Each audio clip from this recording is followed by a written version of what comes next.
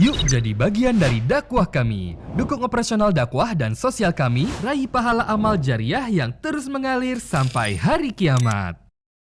Assalamualaikum warahmatullahi wabarakatuh. Alhamdulillah, wassalatu wassalamu ala rasulillah. Segala puji dan puja kehadirat Allah subhanahu wa ta'ala, juga salawat dan taslim kepada Nabi besar Muhammad sallallahu alaihi wa alihi wa sahbihi wasallam. Semoga saja di hari ini, salah satu hari yang telah Allah berikan kita tambahan umur, di hari Kamis, di tanggal 25 Desember tahun 2025, bertepatan 6 Rajab, ya, tahun 1447 Hijriah. Semoga saja Allah subhanahu wa ta'ala memberkahi waktu kita, umur kita, dan Allah terima seluruh amal-amal saleh yang sudah pernah kita kerjakan, yang sedang kita kerjakan, yang akan kita kerjakan sampai menjelang ajal datang nanti dengan pahala yang sempurna. Dan semoga saja apapun dosa dan pelanggaran yang pernah kita lakukan dimaafkan oleh Allah subhanahu wa ta'ala, bahkan dengan kemahamurahannya diganti menjadi pahala. Dan tentu saja kita berharap sebagaimana Allah subhanahu wa ta'ala menyatukan kita di dalam pertemuan majelis ilmu ini, Allah pertemukan juga kelak di surga firdausnya tanpa hisab dan diselamatkan dari api neraka. Dan tidak lupa pula kita doakan agar negara kita selalu aman, tentram, damai, makmur, dan semoga saja bencana yang sudah datang diangkat oleh Allah subhanahu wa ta'ala di beberapa wilayah di Indonesia, dan Allah makmurkan negara kita sudah itu. Allah pun juga memberikan petunjuk para pemimpin menjalankan tugas amanah dengan baik. Dan Allah jadikan kita masyarakat yang selalu gotong royong dengan pemerintah menjaga nikmat besar, kemerdekaan, persatuan dan kesatuan kita. Allahumma amin. Baik, seperti biasa saudara seiman, di hari Kamis bila Allah SWT mudahkan, kita akan melanjutkan bedah buku kita menghidupkan sunnah-sunnah yang terlupakan, yang ditulis oleh Haifah binti Abdullah Ar-Rashid. Dan kita masih membahas tentang masalah bacaan sholat. Di poin nomor 13 tentang masalah bacaan sholat adalah yang dibahas oleh penulis ini sedikit hal yang mungkin dianggap remeh oleh sebagian kaum muslimin, ya. Tapi dia sebenarnya sunnah yang luar biasa yang harusnya bisa kita terapkan dalam hidup kita. Dan sudah pernah kita jelaskan di awal-awal bedah buku kita ini, fungsi daripada amal-amal sunnah itu banyak sekali. Yang paling pertama dan paling penting adalah dia akan membantu kalau ada amal-amal wajib yang kurang pada hari kiamat. Sebagaimana sabda Nabi SAW, kami ingatkan kembali hadis ini, awal amal dihisab hari kiamat adalah sholat. Bila dia baik maka beruntunglah orang itu, bila dia rusak maka rugilah orang tersebut. Dan kalau sholatnya tidak sempurna, maka Allah akan berfirman kepada para malaikat, carilah sholat-sholat sunnahnya. Bila ditemukan, maka akan disempurnakanlah kekurangan sholat wajibnya. Dan itu berlaku pada amalan-amalan yang lain. Maksudnya puasa sunnah akan mendukung kekurangan puasa wajib. Sedekah akan mendukung kekurangan zakat. Umrah akan mendukung kekurangan haji misalnya. Nah, semua ini adalah hal-hal yang merupakan berita gembira. Dan amal-amal sunnah yang lainnya pun bisa membantu. Oleh karena itu dia sangat penting. Kemudian yang kedua, amal-amal sunnah ini kalau kita rutin kerjakan, maka akan menyebabkan datangnya cinta Allah subhanahu wa ta'ala. Akan menyebabkan datangnya cinta Allah subhanahu wa ta'ala. Dan juga, ya, yang tidak kalah penting selain cinta Allah subhanahu wa ta'ala, juga dia bisa menjadi penyebab doanya diterima. Sebagaimana sabda Nabi SAW di mana Allah berfirman, tidak ada amal yang paling aku cintai di mana seorang hamba mendekatkan diri kepada aku dibandingkan yang aku wajibkan kepada mereka. Jadi yang Allah paling suka adalah amal-amal wajib kita. Seperti contoh misalnya sholat wajib, puasa wajib, zakat, haji yang pertama. Semua ini ya adalah amal-amal wajib yang paling Allah cintai. Apapun itu sifatnya, juga misalnya bakti sama orang tua. Contohnya ya, ini semua adalah amal-amal wajib yang paling Allah cintai. Lalu kata Allah subhanahu wa ta'ala, dan seorang hamba terus mendekatkan diri kepada aku dengan amal-amal sunnah sampai aku mencintainya. Bila aku sudah mencintainya, aku akan menjaga pendengaran yang digunakan untuk mendengar. Telinga ya. Kemudian mata yang digunakan untuk melihat. Kemudian tangan yang digunakan untuk menjamah dan kaki yang digunakan untuk melangkah. Dan kalau dia memohon kepadaku, aku akan menerimanya. Ya. Kalau dia beristighfar, maka aku akan ampuni. Jadi sebenarnya manfaatnya besar sekali. Oleh karena itu, amal-amalan sunnah ini jangan ditinggalkan. Kita usahakan mengerjakannya. Dan juga sudah sering kita ulangi, kalau ada dalam satu jenis ibadah, terdiri dari beberapa varian pilihan, maka usahakan walaupun kita pilih sering menggunakan satu saja, maka usahakan yang lainnya tetap kita kerjakan walaupun sekali seumur hidup. Walaupun misalnya yang satu ini kita rutin. Contoh misalnya Nabi SAW sholat malam umumnya ya, Nabi mengerjakan 2 rakaat salam, 2 rakaat salam, 2 rakaat salam, 2 rakaat salam sampai 8 rakaat, lalu witirnya 2 dan 1. Tapi ada juga riwayat yang menyebutkan Nabi SAW pernah mengerjakan 2, 2, 2, 2, 2 sampai 8, witirnya 3 sekaligus. Nah, 3 sekaligus witir ini tanpa tahiyat pertama adalah sunnah Nabi SAW. Walaupun kita rutin mengerjakan 2 rakaat, 2 rakaat, 2 rakaat salam sampai nanti witir terakhir 1 rakaat, tetap kita usahakan pernah mengerjakan witir 3 rakaat sekaligus. Nabi SAW juga pernah mengerjakan 4, 4, 2, 1, pernah juga 4, 4, 3, pernah juga 8 rakaat, 8, 2, 1, pernah juga 8, 3, pernah juga 9 rakaat sekaligus, pernah 11 rakaat sekaligus. Maka varian ini, di satu jenis ibadah yang sama, usahakan kita pernah mengerjakan semuanya. Makanya saya kadang-kadang kalau Ramadan, kemudian saya masih ada di Indonesia misalnya, biasanya saya bimbing umroh. Tapi kalau Ramadan kita belum berangkat misalnya, biasanya saya jadi imam di musola atau di masjid di sebelah kantor. Jadi saya memang sengaja memvariankan. Misalnya kalau saya jadi imam selama seminggu atau 10 hari pertama, biasanya 10 terakhir Ramadan kami berangkat, maka saya variankan. Misalnya malam ini kita sholat 2 rakaat salam. Besok mungkin kita sholat dengan witir 2-1. Besok kita sholat 2 rakaat, kemudian witirnya 3. Itu seterusnya. Varian tadi itu kita usahakan terapkan. Maka minimal saya berharap saya dan penjemaah itu dicatat di buku amal pernah mengerjakan seluruh varian ini. Ini contohnya. Itu juga dengan doa istiftah atau iftitah dalam sholat. Ya, ada ragamnya. Kemudian ada ragam doa ruku. Ada ragam doa i'tidal, ada ragam doa sujud, ada ragam doa antara 2 sujud, ya duduk di antara 2 sujud. Ada lebih dari 20-an kalau tidak salah doa sebelum salam yang disunnahkan Nabi SAW. Ini variannya banyak sekali. Manfaatnya sangat besar sebagaimana sudah kita sebutkan tadi. Dan ini tentunya kita bisa tarik dalam ibadah-ibadah yang lain yang dasarnya ada wajib, ada sunnahnya. Nah, di antara yang dibahas oleh Haifa hafizahullah di poin nomor 13 adalah membaca surah pendek pada 2 rakaat terakhir sholat duhur dan asar. Kan kita tahunya selama ini sholat duhur misalnya dan asar 2 rakaat pertama kita baca Al-Fatihah sama surah. Rakaat ketiga sama rakaat keempat itu kita tinggal membaca Al-Fatihah saja. Begitu kurang lebih penjelasan dalam beberapa riwayat. Oleh karena itu umumnya kaum muslimin tahunya rakaat ketiga sama rakaat keempat itu tidak lagi membaca kecuali Al-Fatihah.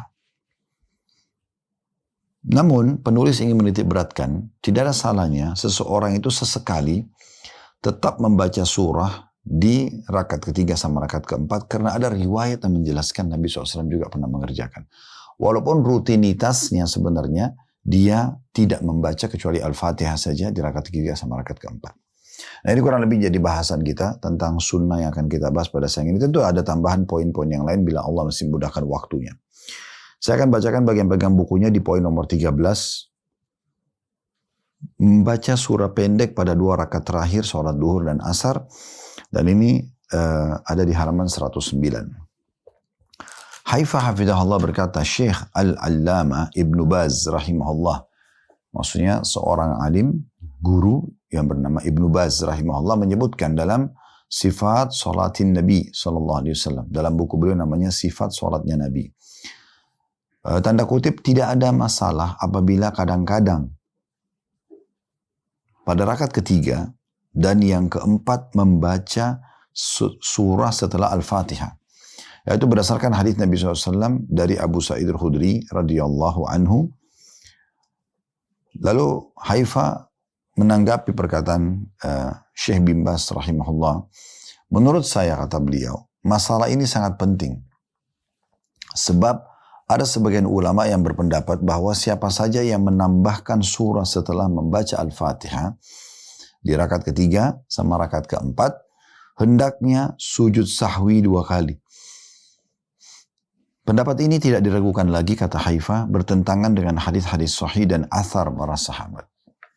Jadi, kenapa Haifa, hafizahullah penulis buku ini memilih dan memasukkan di poin nomor 13, masalah anjuran dan termasuk sunnah membaca sesekali ya. Di rakaat ketiga dan rakaat keempat duhur dan asar untuk membaca surah. Walaupun mayoritasnya sebenarnya cuma baca Al-Fatihah saja. Karena memang ada pendapat Syekh bin Baz di sini dan beliau beristidlal dengan hadis Abu Sa'id Al-Khudri radhiyallahu anhu, nanti kan kita akan bacakan hadisnya sebentar ya. Maka Haifa pada saat mendapatkan statement ini dan dalilnya jelas akan kita bacakan hadis Abu Sa'id Al-Khudri radhiyallahu anhu nanti sebentar lagi. Beliau mengatakan masalah ini penting untuk dibahas karena ada sebagian ulama yang berpendapat bahwasanya kalau ada orang yang membaca surah setelah Al-Fatihah rakaat ketiga sama rakaat keempat, maka dianggap itu sahu, kayak kelalaian dalam sholat. Oleh karena itu sebelum dia salam, dia harusnya sujud sahwi dulu. Dia seharusnya sujud sahwi dulu. Nah ini yang menjadi bahasan kita di sini. Makanya beliau mengatakan pendapat ini tidak dilakukan lagi bertentangan dengan hadis-hadis sahih dan athar para sahabat. Kata Haifa, berikut saya akan sebutkan hadis yang dijadikan dalil oleh para ulama yang membolehkan membaca surah setelah Al-Fatihah pada rakaat ketiga dan keempat, serta beberapa pendapat mereka. Hadis Abu Sa'id Al-Khudri radhiyallahu anhu berbunyi, anna Nabiya sallallahu alaihi wasallam kana yaqra fi salatil dhuhri fi rak'atayn al-ulayayn fi kulli rak'ah qadra 30 ayah wa fil ukhrayayn qadra 15 ayah. أو قال نصف ذلك وفي العصر في الركعتين الأوليين في كل ركعة قدر قراءة 15 آية وفي الأخريين قدر نصف ذلك. Terjemahnya kata Abu Sa'id Al-Khudri radhiyallahu anhu, sesungguhnya Nabi SAW membaca ayat pada 2 rakaat pertama sholat duhur. Saya ulangi, sesungguhnya Nabi SAW membaca ayat pada 2 rakaat pertama sholat duhur masing-masing rakaat. Kira-kira panjangnya 30 ayat di 2 rakaat pertama. Sedangkan pada masing-masing rakaat 2 rakaat terakhir membaca kira-kira 15 ayat. Jadi Nabi SAW itu sholat duhur, ya ini bacanya di rakaat pertama 30 ayat. Ya seperti surah Al-Mulk misalnya 30 ayat. Rakaat kedua 30 ayat. Rakaat ketiganya yang umumnya adalah dibaca Al-Fatihah saja. Abu Sa'id berkata, Nabi SAW baca di rakaat ketiga dan rakaat keempat, itu setelah Al-Fatihah 15 ayat. Atau ya setengah dari 2 rakaat pertama. Sementara ketika mengerjakan sholat asar pada 2 rakaat pertama, pada setiap rakaat beliau membaca kira-kira 15 ayat. Dan pada 2 rakaat terakhir, 3 dan 4 asar, beliau membaca kira-kira setengah dari bacaan pada 2 rakaat tersebut. Ini diriwayatkan oleh Imam Muslim. Riwayat ini sangat luar biasa ini ya. Bagaimana disebutkan bahwasanya Nabi SAW pernah melakukan itu. Bahkan yang sering terjadi kadang-kadang ya, kita itu kalau sholat duhur karena imamnya nggak bersuara, kita berharap cepat selesai. Padahal bacaan Nabi SAW ini dahsyat sekali. Karena di rakaat pertama saja setelah Al-Fatihah baca 30 ayat. Rakaat kedua 30 ayat. Berarti dua rakaat pertama duhur itu dibaca 60 ayat. Di rakaat ketiga beliau membaca 15 ayat setelah Al-Fatihah. Dan rakaat keempat juga 15 ayat. Artinya kalau kita gabung 3 dan 4 itu jadi 30 ayat. Ditambah tadi sebelumnya 60 ayat. Berarti 90 ayat yang dibaca pada saat mengerjakan sholat duhur ya. Dan ada sebuah hadis yang lain menyebutkan tentang azan subuh ya, antara azan pertama sama azan kedua. Dalam sebuah riwayat disebutkan itu kadarnya 50 ayat, kurang lebih setengah jam. Berarti kalau 90 ayat ini itu bisa lebih dari setengah jam, bisa 45 menit untuk menyelesaikan sholat duhur saja. Sementara kita mungkin di Indonesia kita anggap sholat kalau duhur itu karena imam tidak bersuara sehingga kita tidak bisa dengarkan tilawahnya. Kita berpikir mungkin dengan 10 menit saya sudah lama sekali. Atau kita kalau imam itu membaca 10 ayat saya sudah lama sekali. Padahal sebenarnya memang sunnah Nabi SAW membaca surah-surah yang panjang. Sementara di sholat asar lebih pendek sedikit, yaitu 2 rakaat pertama baca masing-masing 15 ayat. Berarti 30 ayat kalau diakumulasi 2 rakaat pertama. Sementara 2 rakaat terakhir, rakaat ketiga sama rakaat keempat, itu adalah setengahnya. Berarti 15 ayat. Berarti 7 ayat ya, atau 8 ayat per satu rakaat. Rakaat ketiga sama rakaat keempat. Ibnu Qayyim rahimahullah menyebutkan dalam kitab Zadul Ma'ad, tidak ada hadis yang sahih dari Nabi SAW yang menyebutkan beliau membaca surah atau ayat setelah membaca Al-Fatihah pada 2 rakaat terakhir. Saya ulangi lagi, Ibnu Qayyim rahimahullah menyebutkan dalam kitab Zadul Ma'ad beliau, tidak ada hadis yang sahih dari Nabi SAW yang menyebutkan beliau membaca surah atau ayat setelah membaca Al-Fatihah pada 2 rakaat terakhir. Imam Syafi'i dalam salah satu pendapatnya dan juga ulama yang lain menegaskan sunnahnya membaca surah pada 2 rakaat terakhir setelah Al-Fatihah. Asy-Syafi'i rahimahullah berhujjah dengan hadis yang sahih dari Abu Sa'id Al-Khudri radhiyallahu anhu yang tercantum dalam As-Sahih. Kemudian dia menyebutkan hadis tersebut. Setelah itu dia menyatakan bahwa hadis Abu Qatadah yang diriwayatkan oleh Bukhari, Muslim secara lahiriah menyebutkan bahwa Nabi SAW hanya membaca Al-Fatihah pada 2 rakaat terakhir. Abu Qatadah berkata, karena Rasulullah SAW yusalli bina fayakra'u fi dhuhri wal asr fi raka'atain al-ulayaini bi Fatihatil kitab wa suratain wa yusmi'una al-aya ahyana wa yusmi'una al-aya ahyana. Rasulullah SAW, kata Abu Qatadah radhiyallahu anhu, Rasulullah SAW sholat duhur dan asar bersama kami. Kemudian beliau membaca Al-Fatihah dan 2 surah ketika sholat duhur dan asar. Dan pada 2 rakaat pertama, terkadang beliau memperdengarkan bacaan ayat yang dibacanya. Jadi riwayat ini menguatkan lagi kalau memang ada surah yang dibaca setelah Al-Fatihah di rakaat ketiga dan rakaat keempat. Dan itu juga yang dipegangi oleh Imam Syafi'i rahimahullah. Imam Muslim menambahkan bahwasanya Rasulullah SAW hanya membaca Al-Fatihah pada 2 rakaat terakhir. 2 hadits itu atau hadits Abu Qatadah dan Abu Sa'id tidak secara jelas menunjukkan adanya pertentangan. Hadits Abu Sa'id hanyalah perkiraan dan dugaan, bukan penjelasan terhadap perbuatan Nabi SAW. Sedangkan hadits Abu Qatadah mungkin maksudnya adalah Rasulullah SAW hanya ingin membaca surah Al-Fatihah. Mungkin juga yang dimaksud adalah beliau tidak pernah sekalipun melewatkan bacaan Al-Fatihah pada 2 rakaat terakhir. Bahkan beliau selalu membacanya pada 2 rakaat tersebut. Ibnu Qayyim Al-Jauzi, jadi Imam Muslim di sini cenderung mengatakan Rasulullah SAW hanya membaca Al-Fatihah pada 2 rakaat terakhir. Beliau cenderung mengatakan itu. Imam Muslim, jadi ini perselisihan pendapat ulama. Imam Syafi'i mengatakan ada bacaan surah setelah Al-Fatihah di rakaat ketiga sama rakaat keempat. Imam Muslim mengatakan ya tidak ada surah dibaca setelah Al-Fatihah di rakaat ketiga sama rakaat keempat. Dan penjelasan Imam Muslim, 2 hadis atau hadis Abu Qatadah yang tadi dipegangi hujjah oleh Imam Syafi'i dan hadis Abu Sa'id Al-Khudri radhiyallahu anhu, kata beliau tidak secara jelas menunjukkan adanya pertentangan. Hadits Abu Sa'id hanyalah perkiraan dan dugaan, bukan penjelasan terhadap perbuatan Nabi SAW. Sedangkan hadits Abu Qatadah mungkin maksudnya adalah Rasulullah SAW hanya ingin membaca surah Al-Fatihah. Mungkin juga yang dimaksud adalah beliau tidak pernah sekalipun melewatkan bacaan Al-Fatihah pada 2 rakaat terakhir. Bahkan beliau selalu membacanya pada 2 rakaat tersebut. Ibnu Qayyim Al-Jauziyah rahimahullah melanjutkan penjelasannya. Atas dasar itu, dapat disimpulkan bahwa ini menunjukkan atas praktek yang sering dilakukan Nabi SAW, yaitu tidak membaca surah selain Al-Fatihah pada 2 rakaat terakhir.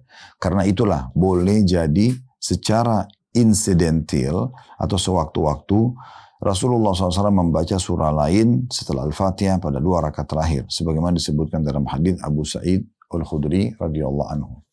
Ibnu Qayyim datang menengahi dan mengatakan bahwasanya, jadi kalau tadi Imam Syafi'i beristidlal dengan hadis Abu Qatadah, kalau setiap rakaat ketiga sama rakaat keempat duhur dan asar tetap baca surah, Imam Muslim mengatakan tidak membaca surah di 2 rakaat itu, dan Ibnu Qayyim menengahi mengatakan bahwasanya hadis Abu Sa'id Al-Khudri dan Abu Qatadah menunjukkan Nabi SAW pernah mengerjakannya. Maka seperti apa yang kita ingin bahas, yaitu sesekali seorang muslim coba menerapkan ini. Artinya dia boleh di rakaat ketiga cuma baca Al-Fatihah. Dan umumnya memang di surah, di rakaat lain ya, seperti rakaat pertama dan kedua pun, dia kalau setelah Al-Fatihah langsung ruku juga sudah sah sholatnya. Tapi dia kekurangan pahala karena membaca surah hukumnya sunnah. Namun di rakaat ketiga sama rakaat keempat yang memang ada hadis yang menyebutkan Nabi SAW tidak membaca, ada riwayat juga menyebutkan Nabi SAW membacanya. Maka ini yang sedang dibahas. Di rakaat ketiga sama rakaat keempatnya. Al-Albani, Syekh Albani rahimahullah menyebutkan dalam sifatus salah, ciri-ciri salatnya Nabi SAW, dari hadis Abu Sa'id Al-Khudri radhiyallahu anhu. Hadis ini merupakan dalil bahwa membaca surah dan beberapa ayat setelah Al-Fatihah pada dua rakaat terakhir adalah sunnah. Saya ulangi ya. Kata Al-Albani rahimahullah dalam sifatus salah atau buku beliau sifat salat Nabi, dari hadis Abu Sa'id Al-Khudri radhiyallahu anhu bahwasanya hadis ini merupakan dalil bahwa membaca surah atau beberapa ayat setelah Al-Fatihah pada dua rakaat terakhir adalah sunnah. Baik bacaan itu diamalkan pada saat sholat duhur maupun sholat lainnya. Pendapat ini yang dipegang oleh sejumlah sahabat, diantaranya Abu Bakar Siddiq radhiyallahu anhu, termasuk pula Imam Syafi'i. Di antara ulama kita sekarang yang berpendapat demikian adalah Abu Hasanat al-Laknawi dalam kitab Ta'liqul Munjid ala Muwatta Muhammad halaman 102. Al-Albani juga menyebutkan, aku menganggap aneh terhadap sebagian sahabat, maksudnya kalangan ulama ya, bukan sahabat Nabi ini maksudnya. Aku menganggap aneh bahwasanya sebagian ulama kami yang mewajibkan sujud sahwi bagi orang yang membaca surah atau beberapa ayat setelah Al-Fatihah pada dua rakaat terakhir. Pendapat semacam ini sudah dibantah oleh para pensyarah kitab Al-Maniyah, yaitu seperti Ibrahim Al-Halabi dan Ibnu Amir Hajj, dengan bantahan yang tepat. Dan tidak diragukan lagi bahwa orang berpendapat seperti itu belum menerima atau mengetahui hadis tersebut. Sebab jika sudah, tentu dia tidak akan berpendapat demikian. Jadi sini Syekh Albani mendukung adanya bacaan surah di rakaat ketiga sama rakaat keempat. Tapi tentu lebih pendapatnya seperti Ibnu Qayyim rahimahullah, dibacanya sesekali. Bukan seperti pendapat Imam Syafi'i yang dibaca setiap saat. Nah seperti itu kurang lebih. Ini perselisihan pendapat di antara ulama. Tentu masing-masing punya hak untuk menjalankan karena masing-masing punya dalil. Ya. Kesimpulannya, membaca surah setelah Al-Fatihah pada dua rakaat terakhir yang tidak dilakukan secara rutin atau terus-menerus adalah sunnah. Ya, jadi tidak terus-menerus ya, sesekali. Sebagaimana ditegaskan oleh Ibnu Baz pada awal pendapatnya yang telah dikutipkan. Inilah pendapat yang benar, yang menggabungkan antara beberapa dalil yang berkaitan dengan masalah tersebut. Di samping itu, kebanyakan hadis Nabi SAW menyebutkan bahwasanya beliau hanya membaca Al-Fatihah pada rakaat ketiga dan keempat, sehingga tambahan surah setelah Al-Fatihah ini adalah sunnah yang dilakukan kadang-kadang. Tetap kembali kepada pendapat yang sama. Ya. Artinya, saya pun cenderung dengan pendapat yang disampaikan oleh Haifah Hafizahullah penulis buku ini, ya, sesuai dengan pendapat Ibnu Qayyim tadi rahimahullah yang menyimpulkan semua dalil bahwasanya ini adalah sunnah Nabi SAW, tapi dibacanya sesekali, tidak jadikan rutinitas agar bisa menyatukan kedua buah hadis. Ada hadis yang menyebutkan Nabi tidak baca surah setelah Al-Fatihah dua rakaat ketiga, rakaat keempat, dan juga ada hadis yang menyebutkan tadi hadis Abu Sa'id Al-Khudri, Nabi SAW membaca di dua rakaat terakhir itu juga surah tapi lebih pendek daripada surah di dua rakaat pertama. Nah, seperti itu kurang lebih gambarannya.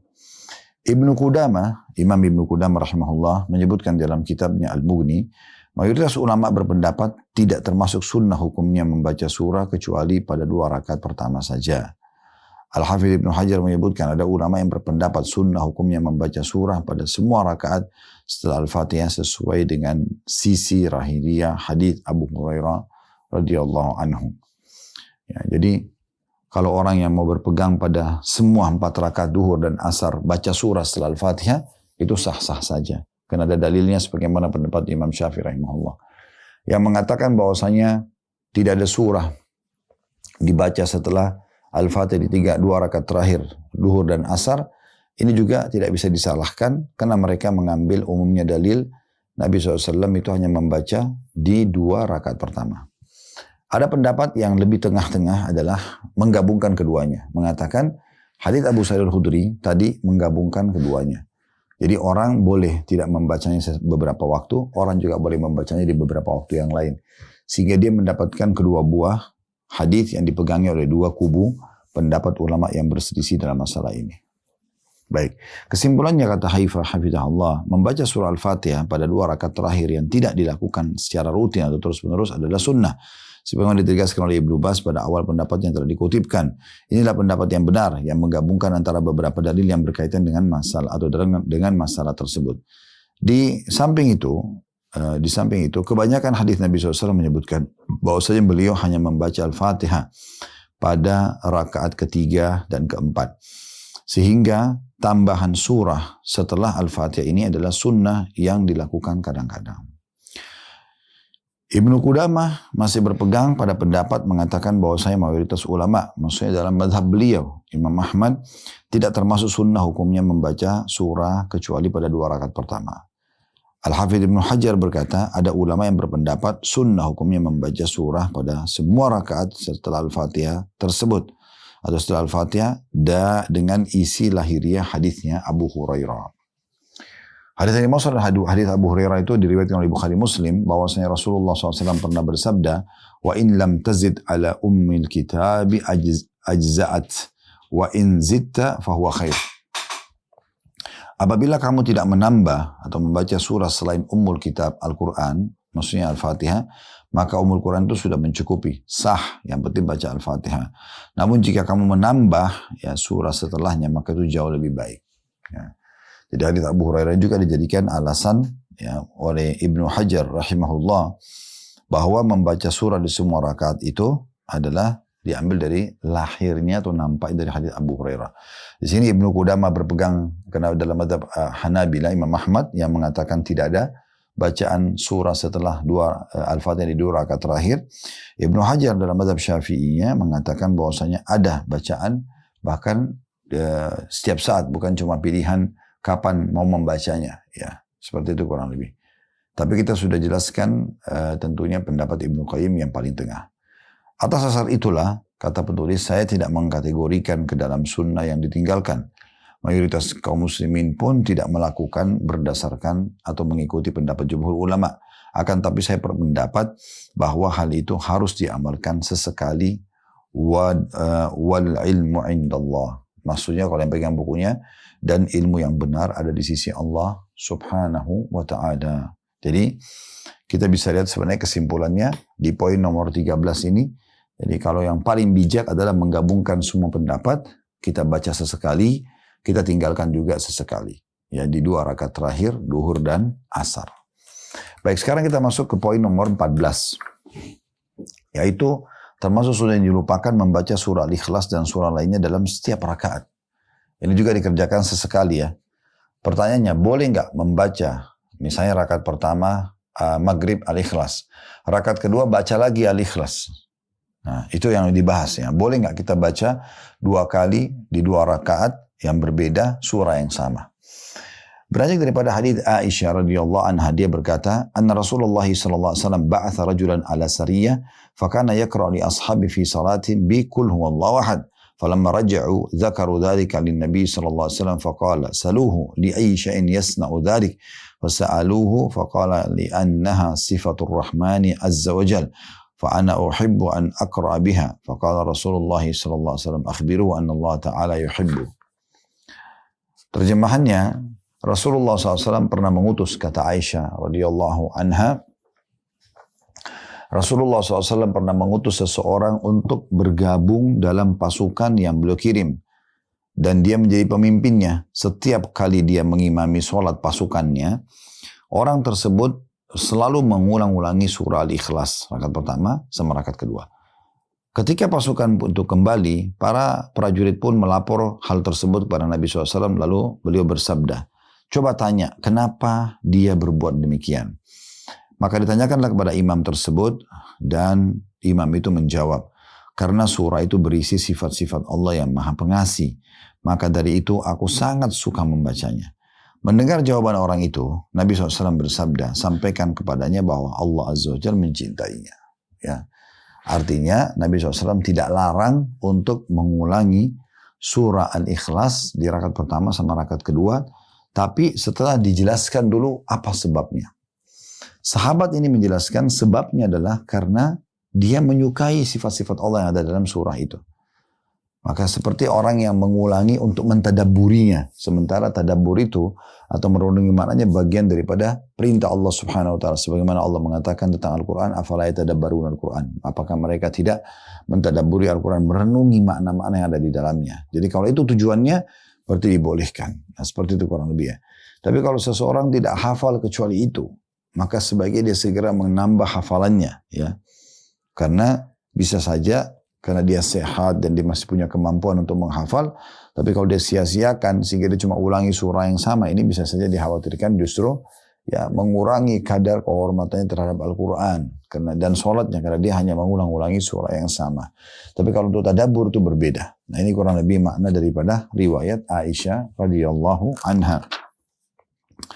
Kemudian riwayat yang kedua dari Anas bin Malik radhiyallahu anhu, dia berkata, kana rajulun minal ansar ya ummuhum fi masjid Quba fakana ka'annama qara'a suratan yaqra'u lahum fi salati yaqra'u biha iftataha bi qul huwallahu ahad hatta yafruga minha thumma yaqra'u bi suratin ma'aha wa kana yasna'u dhalika fi kulli rak'ah fakallama ashabu faqalu innaka taqra'u bi hadhihi surah thumma la tara annaha tujzi'uka hatta taqra'a bi surati ukhra فإما أن تقرأ بها وإما أن تدعها وتقرأ بسورة أخرى قال ما أنا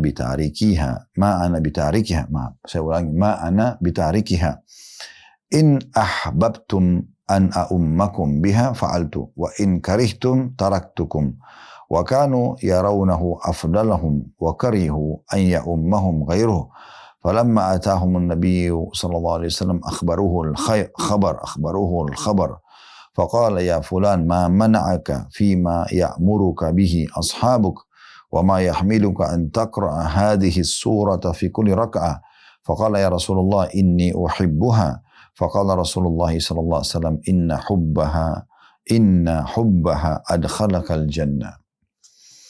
Kata Anas radhiyallahu anhu, ada seorang laki-laki dari Ansar menjadi imam di Masjid Quba, masjid di Madinah tentunya. Dalam setiap rakaat dia selalu membaca surah Al-Ikhlas sampai selesai.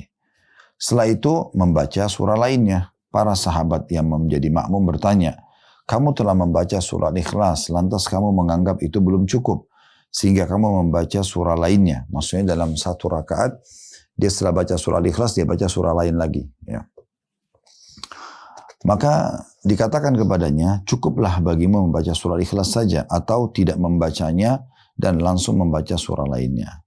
Jadi maksudnya dinasihatinlah Imam Masjid Quba ini oleh beberapa sahabat. Kenapa setelah Al-Fatihah kamu baca Al-Ikhlas, tapi setelah Al-Ikhlas kamu baca lagi surah? Kenapa kau nggak coba Al-Ikhlas saja, atau pilih setelah Al-Fatihah surah lain selain Al-Ikhlas? Maka orang Ansar itu menjawab, aku tidak akan pernah meninggalkannya. Jika kalian suka aku menjadi imam, maka biarkan aku membaca surah Al-Ikhlas terlebih dahulu sebelum surah lainnya. Namun jika kalian tidak suka, maka silahkan mencari imam yang lain. Akhirnya para sahabat pun membiarkan orang itu menjadi imam karena memang tidak ada orang yang lebih utama daripadanya.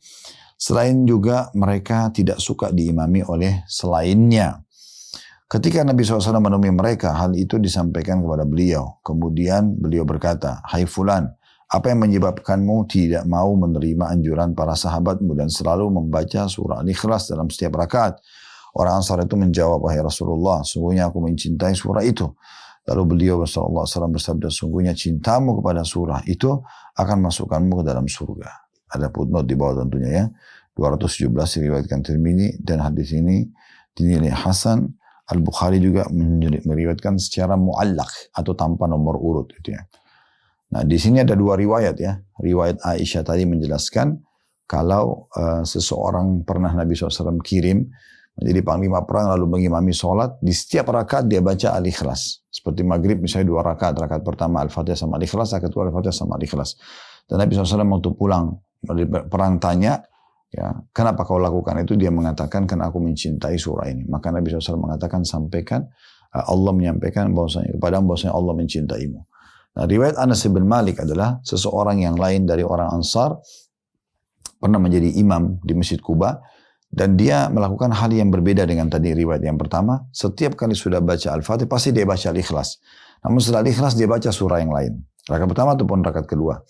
Maka orang-orang pada mengingatkannya. Seraya mengatakan, kenapa kau lakukan itu? Kenapa kau tidak habis al-ikhlas sujud ruku aja? Habis al-ikhlas ruku saja. Habis al-ikhlas ruku saja.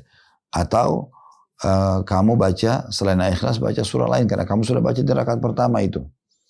Maka orang ini mengatakan, kalau kalian suka saya tetap jadi imam. Kalau kalian tidak suka saya berhenti jadi imam. Karena mereka tidak berharap diimami oleh orang lain, maka mereka membiarkannya lalu dilaporkan kepada Nabi SAW. Lalu Nabi tanya, kenapa kau lakukan itu? Maka kata Imam Masjid Kuba tadi, ya Rasulullah, saya mencintai surah ini. Saya sangat mencintai surah ini. Sesungguhnya kata Nabi SAW, cintamu ya, terhadap surah itu akan masukkanmu ke dalam surga. Ya, jadi di sini berarti boleh membaca surah yang terulang di setiap rakaat. Ibnu Daqiq al-Id rahimahullah menjelaskan, ungkapan para sahabat bahwasanya orang Ansar ini menutup bacaan ayat dengan surah Al-Ikhlas menunjukkan bahwasanya dia membaca surah lainnya terlebih dahulu. Secara zahir, hadis tersebut menunjukkan bahwa dia membaca surah Al-Ikhlas disertai dengan surah lainnya dalam satu rakaat. Dan menggunakan surah itu sebagai penutup rakaat tersebut. Walaupun secara lafadznya hadis ini difahami bahwasanya dia membaca surah Al-Ikhlas untuk menutup akhir rakaat sekaligus menutup surah lain pada rakaat tersebut. Sedangkan analisis pertama, maka hadis tersebut merupakan dalil yang membolehkan untuk menggabungkan dua surah dalam satu rakaat. Allahu a'lam. Jadi ini singgungan yang disampaikan oleh penulis ya berhubungan dengan masalah termasuk sunnah Nabi SAW adalah, dan beliau membiarkan sahabat itu, yaitu mengulangi surah yang sama. Secara khusus surah Al-Ikhlas. Secara khusus surah Al-Ikhlas. Makanya di sini dibabkan surah Al-Ikhlas. Karena punya kandungan makna yang sangat dalam. Kalau riwayat pertama tadi Aisyah radhiyallahu anha, itu adalah orang membaca ya, surah Al-Ikhlas di setiap rakaat. Tanpa baca surah lain. Kalau riwayat yang kedua tadi, ya berbeda sedikit. Yaitu riwayat Anas bin Malik. Kalau sahabat ini menjadi imam di Masjid Kuba, dia baca Al-Fatihah, Al-Ikhlas baru baca surah. Atau dia baca Al-Fatihah, surah, kemudian Al-Ikhlas. Gitu ya. Intinya Al-Ikhlas tidak pernah ditinggalkan di setiap rakaat. Dan Nabi SAW juga membolehkan. Ini diistilahkan dengan takrir, persetujuan Nabi Muhammad SAW berhubungan dengan masalah ini. Maka ini perlu dijadikan sebagai sebuah contoh. Ya, sebagai sebuah contoh. Dan yang paling aman adalah kita mempraktekannya sesekali. Sesekali tentunya. Dan insya Allah dengan ini berarti di poin nomor 14 pun sudah kita selesaikan bagaimana seseorang mempraktikkan sekali seumur hidup. Ya. Usahakan dia membaca di 2 rakaat pertama itu setelah Al-Fatihah Al-Ikhlas saja. 2 kali. Dan kita tidak bisa menyalahkan orang yang melakukan itu. Karena memang ada riwayat yang membenarkannya. Atau dia mempraktikkan sesekali, dia setelah baca Al-Fatihah baca Al-Ikhlas lalu baca surah lain. Menggabungkan surah Al-Ikhlas dengan surah lain. Dan ada riwayat juga lain menyebutkan kalau Nabi SAW pernah dalam surat witir beliau menggabungkan 3 surah, Al-Ikhlas, Al-Falaq sama An-Nas. Ya, Al-Ikhlas, Al-Falaq, An-Nas baru beliau ruku. Allahu a'lam. Jadi sampai sini tentu bahasan tentang 2 poin tadi ya. Dan insya Allah kita akan masuk ke masalah poin ke 15, meluruskan punggung ketika ruku ya. Dan ada bacaan-bacaan ketika bangun dari ruku ya. Baik, tolong ditandain bukunya, insya Allah kita akan lanjutkan di poin nomor 15 yang akan datang, meluruskan punggung ketika kita sedang ruku. Mungkin begitu dulu teman-teman sekalian bahasan kita, semoga bermanfaat. Subhanakallahumma bihamdika, asyhadu an la ilaha illa anta astaghfiruka wa atubu ilaik. Wassalamualaikum warahmatullahi wabarakatuh.